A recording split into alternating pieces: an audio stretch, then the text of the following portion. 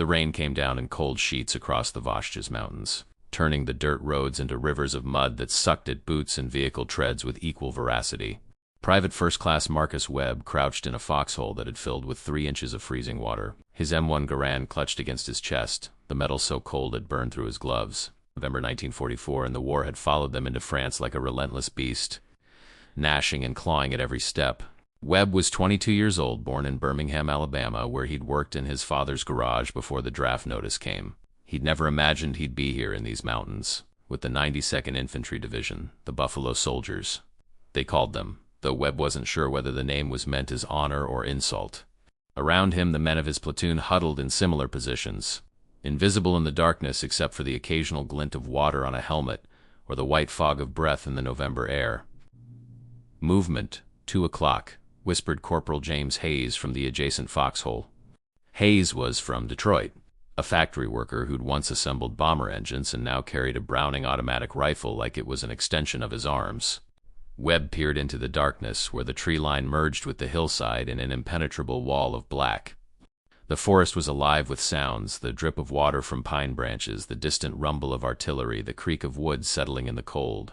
Then he heard it, the metallic clink of equipment, the whisper of German voices carrying across the wet air. "Contact front," Hayes said, his voice barely audible but perfectly clear. The word passed down the line like electricity through wire. Webb's heart hammered against his ribs. This was his 3rd week in combat, and he still hadn't grown accustomed to the way fear turned his mouth to cotton and made his hands shake. He pressed his cheek against the rifle stock, found the front sight in the darkness, and waited. The Germans came at them from the forest like gray shadows, their carabiner 98K rifles held at the ready, moving in practice formations that spoke of veterans who knew their trade.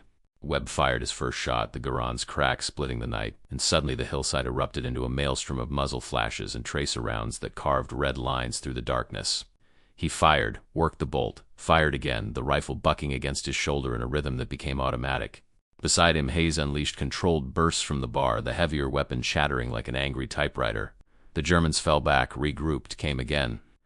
Webb saw one man go down, then another, their Feldgrau uniforms dark against the mud. When dawn broke 2 hours later, pale and watery through the rain, the Germans had retreated, leaving behind their dead and the eerie silence that always followed combat. Webb climbed from his foxhole on legs that barely held him, looked at the battlefield strewn with bodies and spent brass, and felt the weight of what they'd done settle onto his shoulders like a physical thing. Lieutenant Samuel Jackson, their platoon leader from Chicago, moved among the men with words of encouragement and tactical assessments. Jackson was a rare thing, a black officer leading black troops, a man who'd graduated from Howard University and who carried himself with a dignity that Webb found inspiring, even in the worst moments.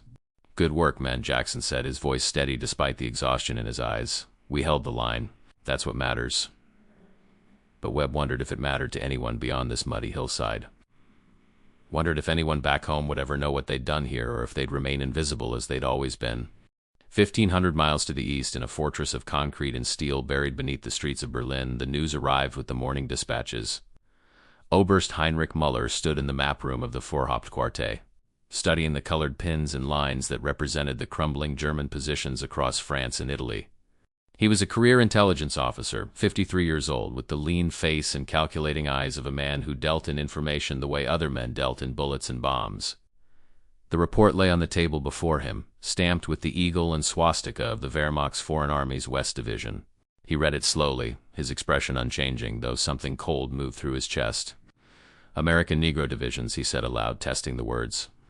"The 92nd Infantry in Italy. The 93rd in the Pacific." Now reports of Negro tank battalions moving toward the Siegfried Line. Hauptmann Werner Vogel, his aide, stood at attention beside the map table. Vogel was younger, a true believer in the doctrines they'd been taught, and the confusion on his face was evident. "Surely this is propaganda, Herr Oberst," Vogel said. "The Americans would not waste combat positions on ... on such men." Muller picked up the report, flipped through the pages of intercepted radio communications, prisoner interrogations, and reconnaissance photographs. In one photo, taken by a Luftwaffe plane before it was shot down, he could clearly see Sherman tanks marked with the distinctive patch of the 761st Tank Battalion, and the faces visible in the open hatches were unmistakably dark-skinned. "No propaganda," Muller said quietly. "Intelligence confirms it. The Americans are committing Negro troops to frontline combat, multiple divisions. Thousands of men. He walked to the window.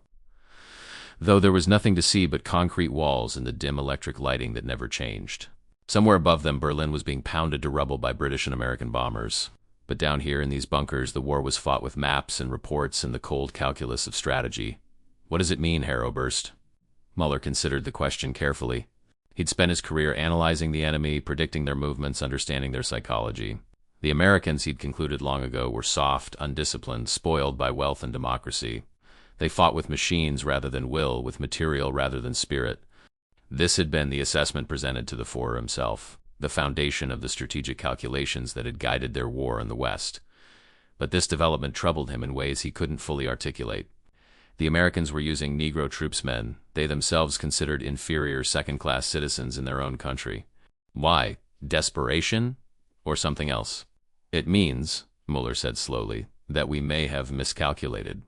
If the Americans are willing to arm and train their Negroes for combat, to send them against us, they are more committed to this war than we believed. They are willing to use every resource, every man, regardless of ideology. The word hung in the air between them, heavy with implication. The racial theories that had been gospel in the Reich for more than a decade suddenly seemed less absolute. Confronted with the reality of enemy soldiers who were not supposed to be capable of organized warfare, yet who were holding positions and taking ground. Prepare a full intelligence assessment, Muller ordered. I want to know the strength, disposition, and combat effectiveness of every Negro unit in the American Army. The Führer will need to see this. Vogel saluted and left, and Muller returned to his maps. But the pins and lines seemed different now, charged with new meaning. The Americans had played a card that the German High Command had not anticipated, and in war, surprises were rarely good news. The 761st Tank Battalion, the Black Panthers, as they'd come to be known, rolled through the French countryside in a column of diesel smoke and clanking treads. Their Sherman tanks painted in the mottled camouflage patterns of autumn. Staff Sergeant David Williams commanded the lead tank, his upper body exposed through the commander's hatch, his eyes scanning the road ahead for signs of ambush or mines. Williams was from Philadelphia, where he'd worked as a mechanic before the war. He knew engines and machinery with an intimacy that bordered on love, and he'd found his calling in the Armored Corps, where a tank was both weapon and fortress, a mobile bastion of American steel. "How's she handling, Tommy?" He called down to his driver. "Like a dream, Sarge," came the reply from Private Thomas Reed, invisible in the driver's compartment. "Road's clear, tracks are good. We could run all the way to Berlin if they'd let us." Williams smiled at that, though the expression felt strange on his face after weeks of tension. The battalion had been in combat since October, attached to Patton's Third Army, and they'd taken losses, good men burned alive in their tanks when German 88s found their mark. Others shot down while trying to escape flaming hulls. But they'd given better than they'd gotten, destroying enemy armor, grinding through defensive positions, proving with every engagement that they belonged here, that they could fight. The prejudice had been there from the beginning, of course. When the battalion first arrived in France, they'd been met with skepticism from white officers who doubted that Negro crews could handle the complexities of armored warfare. Some units had refused to serve alongside them. Others had assigned them to re-area duties, convinced they'd break under fire. But Lieutenant Colonel Paul Bates, their white commander, had believed in them, had trained them relentlessly. And when the chance came to prove themselves, the Black Panthers had seized it with both hands.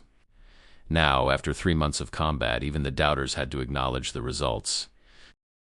The 761st had the combat record to prove their worth, written in destroyed enemy vehicles and liberated towns. Contact, 11 o'clock. The shout came from Sergeant Raymond Johnson in the second tank. Williams snapped his attention to the left, where he caught the glint of sunlight on metal among the trees. "Panzer!" he shouted. "Gunner, traverse, left, range 400 yards. The turret swung with hydraulic smoothness, and Williams saw it clearly now. German Panther tank, its long 75mm gun already turning toward them. The Panther was a monster, 50 tons of sloped armor and deadly firepower, superior to the Sherman in almost every way. Williams had seen what happened when Shermans faced Panthers. It was never pretty. Fire when ready. The 75mm gun barked, the tank rocking backward from the recoil, and Williams watched through his field glasses as the round struck the Panthers, glacis his plate and ricocheted into the sky in a spray of sparks. The German tank's gun flashed in response, and Williams ducked instinctively as the round screamed past, missing by feet. Hit him again. Aim for the treads. They traded shots, the narrow road erupting into smoke and thunder. Williams's gunner, Corporal Michael Green from Louisiana, worked with calm precision, adjusting elevation and traverse, firing, reloading. The fourth shot struck home, slamming into the Panther's right track and sending metal fragments spinning into the air. The German tank ground to a halt, immobilized, and Green put another round through its thinner side armor. The Panther exploded from within, flame and black smoke pouring from every hatch. Williams saw figures scrambling from the turret, men on fire, and felt the familiar mixture of triumph and horror that came with killing. They were the enemy. They had to be stopped. But they were still men, still burning. Move up, he ordered. Stay sharp. Where there's one, there's probably more. The column rolled forward, past the burning Panther, and Williams saw the faces of German prisoners being marched the other way by infantry. The prisoners stared at the black tank crews with expressions of confusion and disbelief, as if the sight of Negro men commanding American armor violated some fundamental law of their universe. Good, Williams thought grimly. Let them be confused. Let them underestimate us. It'll make our job easier.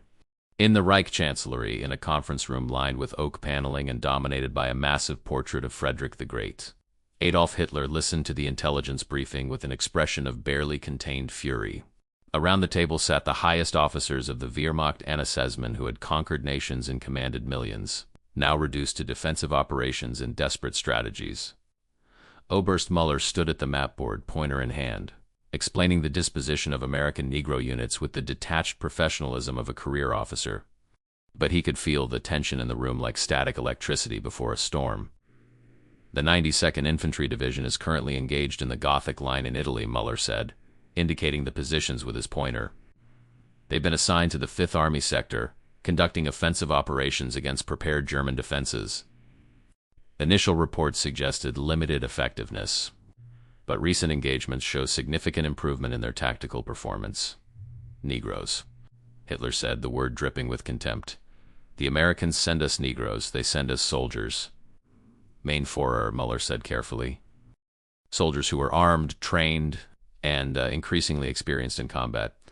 Hitler's face flushed red, his hand slamming down on the table with enough force to make the coffee cups rattle.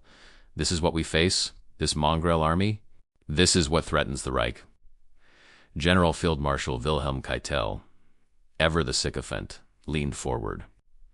Main Führer, surely these Negro units represent the scraping of the barrel. The Americans must be desperate to use such inferior troops, but General Oberst Alfred Jodl, chief of the Wehrmacht operations staff, was studying the maps with a more troubled expression. Jodl was a competent officer, one of the few in the room who still dealt in reality rather than ideology.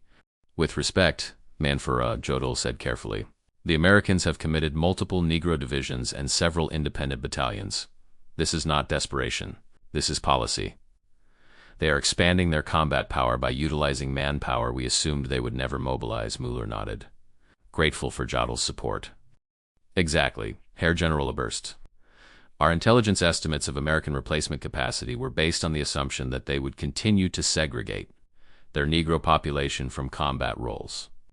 We calculated their available divisions accordingly. We were wrong. The silence that followed was profound. Hitler stared at the maps, his jaw working, his eyes burning with the fanaticism that had never left them even as the Reich crumbled around him. They will break, Hitler said finally, his voice low and dangerous. When they face true German soldiers, when they experience real combat, they will break and run.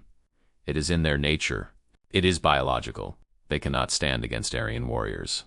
But even as he spoke the words, Muller saw the doubt in the faces around the table.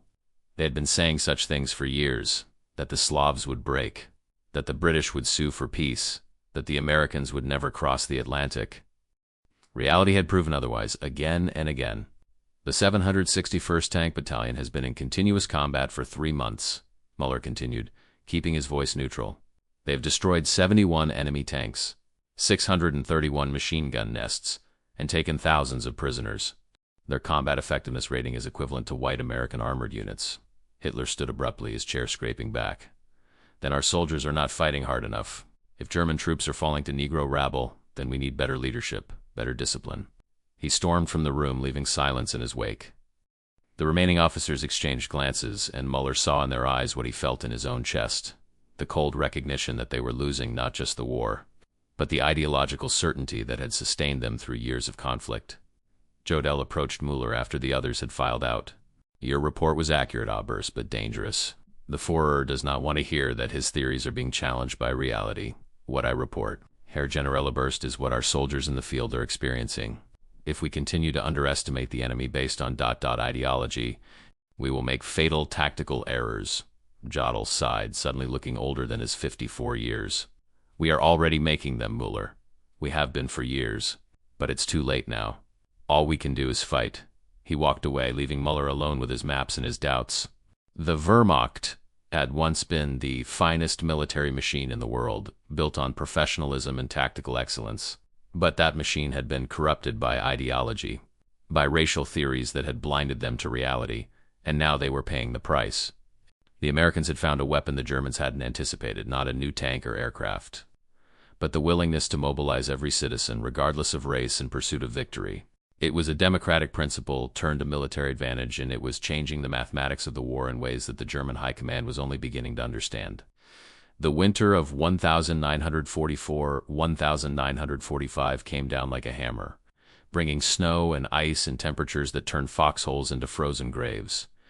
The 92nd Infantry Division pushed north through the Serchio Valley in Italy, fighting for every kilometer against German troops who defended the Gothic line with desperate ferocity.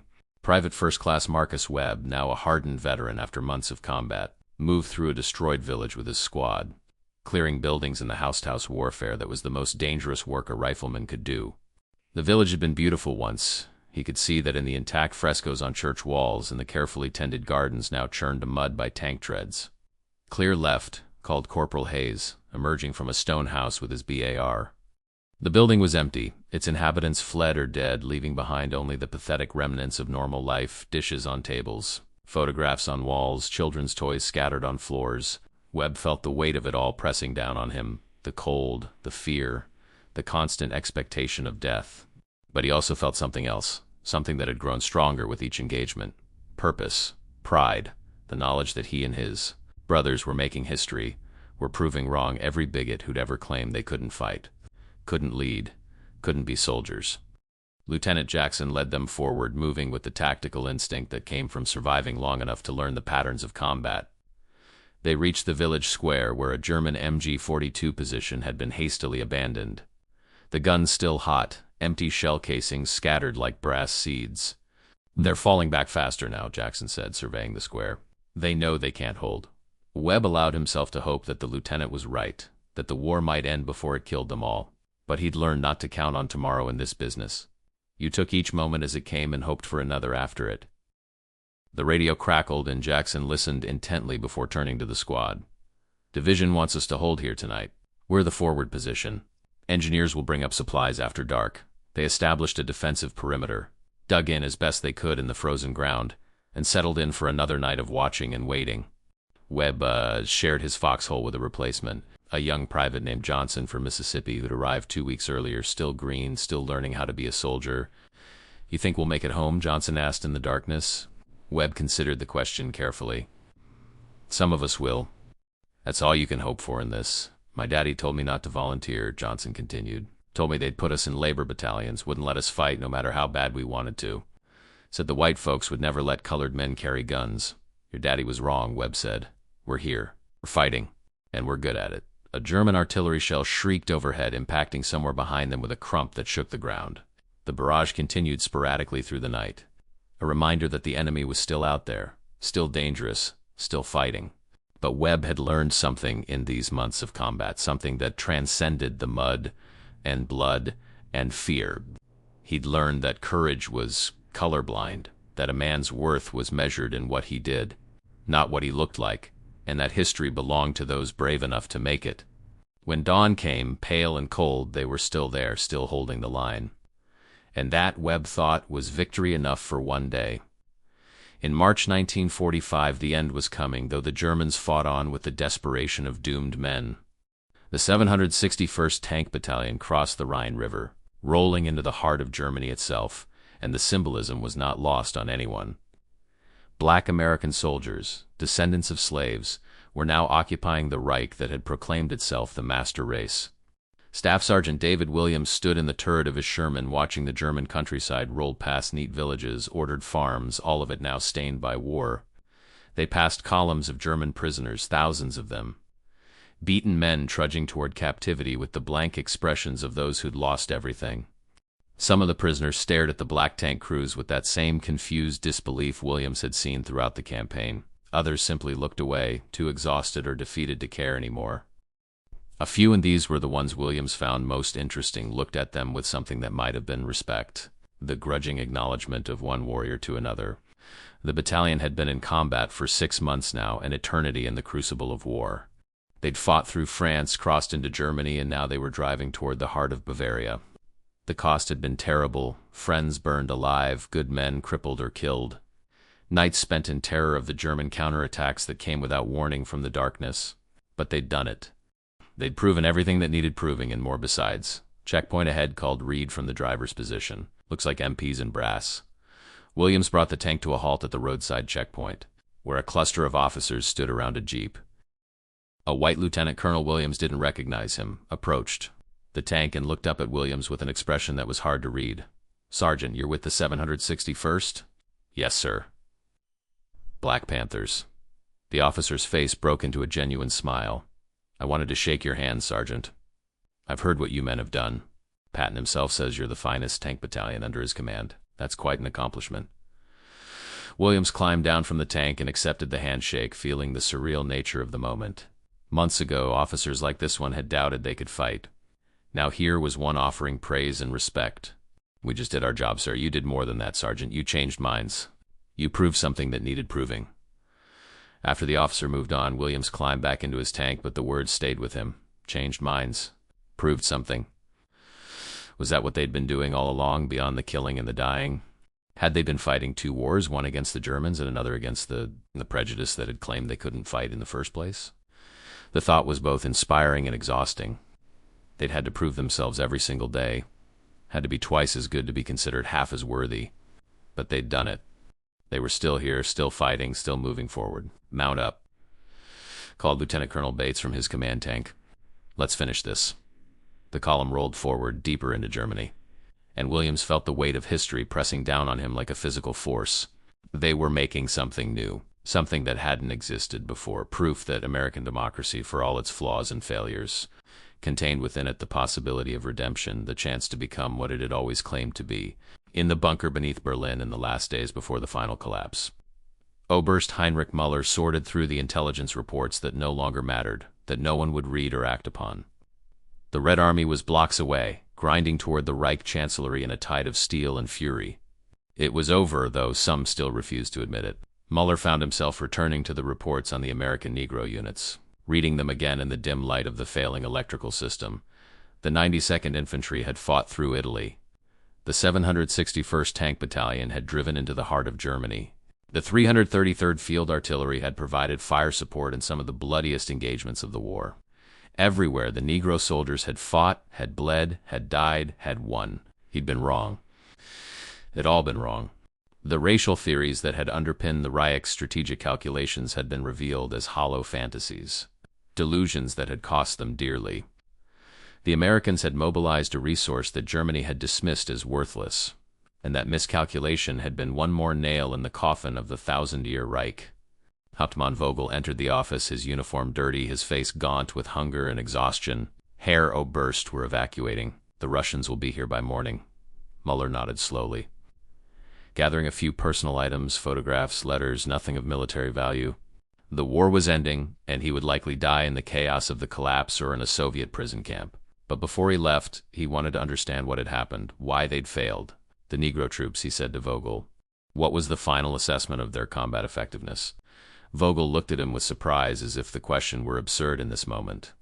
But he answered anyway, his voice flat with exhaustion. Equivalent to standard American units.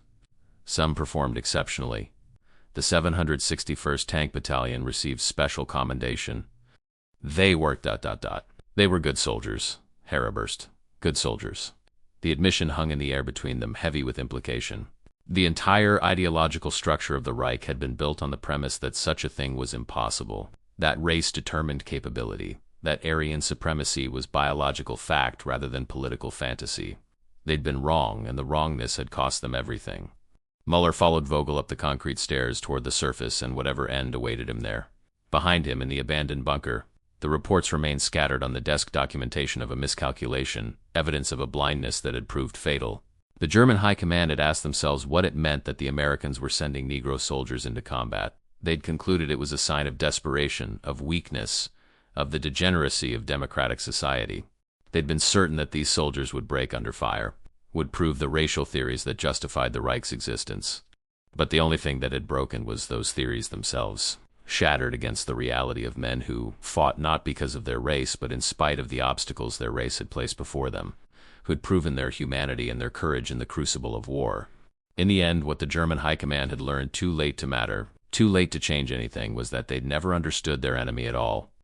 They'd fought a shadow of their own creation, a projection of their ideology, while the real America, with all its contradictions and potential, had been something far more dangerous than they'd imagined. An America that could mobilize every citizen, regardless of color, in pursuit of a common goal. An America that could learn, could change, could become something better than it had been. An America that contained within it the seeds of its own redemption, purchased in blood and sacrificed by men like Marcus Webb and David Williams and thousands of others whose names would be forgotten, but whose deeds would echo through history. The German High Command had dismissed them as inferior, had counted them as nothing in their calculations of forces and strategies. That dismissal, that blindness, had been one of their many fatal mistakes.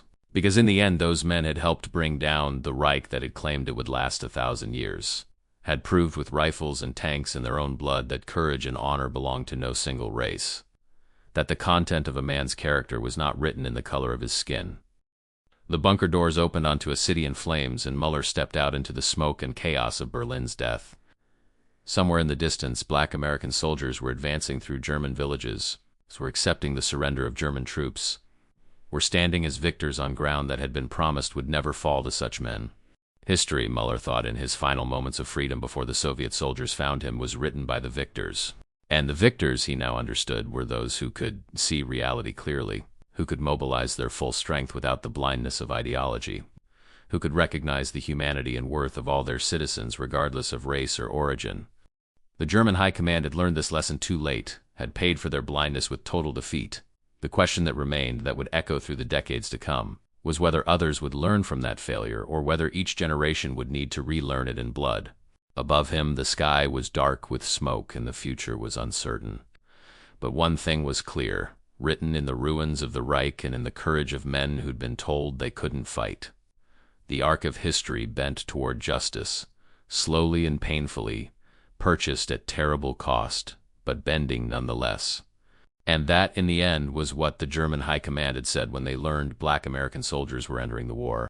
They'd said it couldn't be true, that it was impossible, that such men could never be warriors. They'd been wrong about that, as they'd been wrong about so much else, and their wrongness had helped seal their fate.